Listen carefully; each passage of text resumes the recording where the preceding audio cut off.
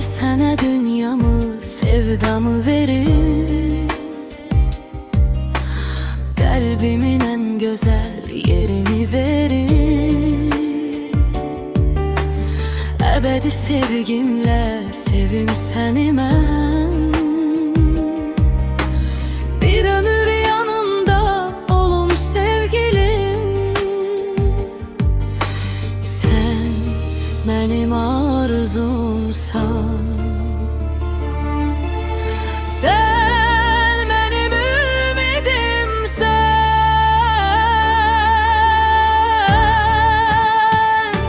Seni sevdiğime pişman etmesen, bu büyük sevgini viran etmesen, kalbimde açılan ümit çiçeğin solmağa koyup da xəzan etmesen.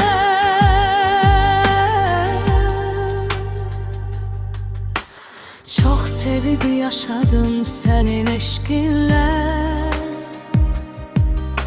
her arzun çiçeği açsın benim sevgimle.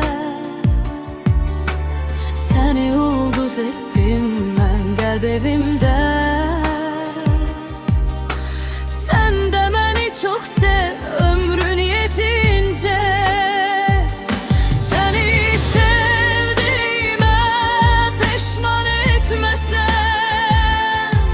bu büyük sevgini viran etmesen, kalbimde açılan ümit çiçeğin solmağa koyup da xəzan etmesen.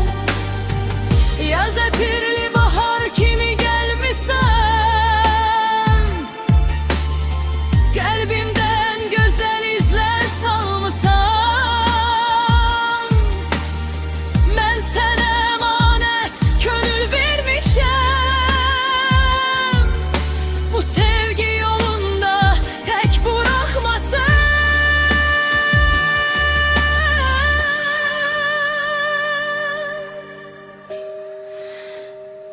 Seni sevdiğime pişman etmesen, seven bu kalbimi viran koyma sen.